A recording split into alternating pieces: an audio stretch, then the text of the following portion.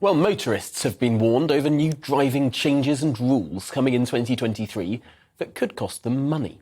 Fuel duty adjustments, ULEZ expansions and electric car taxation are among the measures that will impact thousands of British drivers in the months to come.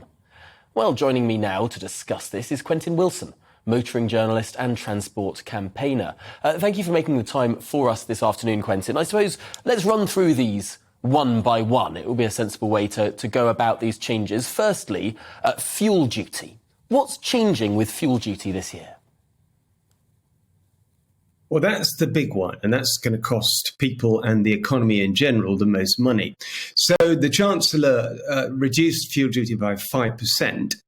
5p rather, which cost him 2.4 billion, but that was absorbed by the fuel retailers. So he's smarting about that, and that stops in March 2023. So the Office of Budget Responsibilities say that fuel duty may have to rise. So if you take the cut off from that 5p cut and then an additional 23%, we could be looking at a rise of up to 12p per litre. Now, that's going to be really, really tough for everybody. It's going to be tough for the economy, tough for inflation, tough for interest rates. But chancellors have this problem where they cut duty and they think there's going to be a great political signal and it just gets absorbed and they never really get any political credit for it. So they may be harder this year than ever before. And don't forget, fuel duty has been at the same level since 2011. So that's the big one we're all going to have to look for. The other ones aren't quite so serious. You mentioned VD for electric cars. That's not going to happen until 2025. Benefit in kind on company cars isn't going to rise until 2025 either. But there will be benefit in kind for vans, white vans, or vans of any colour for that matter. And that will rise, going, I think, from 688 to 730 something.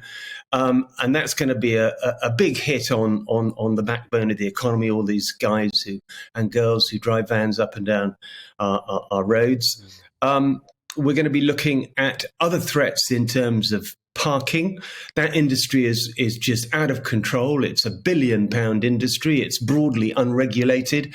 And we're seeing where these people who run these parking companies live, the sort of cars they drive, and it's out of control. And we're seeing shopping centres and town centres being made really, really difficult by the draconian and overzealous efforts of parking wardens. So that needs to be reined in because that's an unnecessary drag on the economy. We've also got speed cameras, which are being used widely to kind of, prop up other things. So that needs to be looked at carefully. I mean, the A40 going to London is one of the most prolific roads for speeds in terms of speed cameras and average speed cameras, and it nets £1 million a day.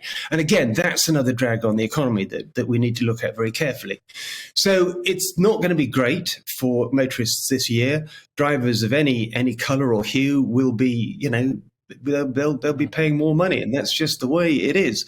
And the government's not kind of thinking about drivers; they're thinking about other things, and they have to recoup some of this money that was paid out during the pandemic. And motoring taxes have always been a hugely profitable area for them.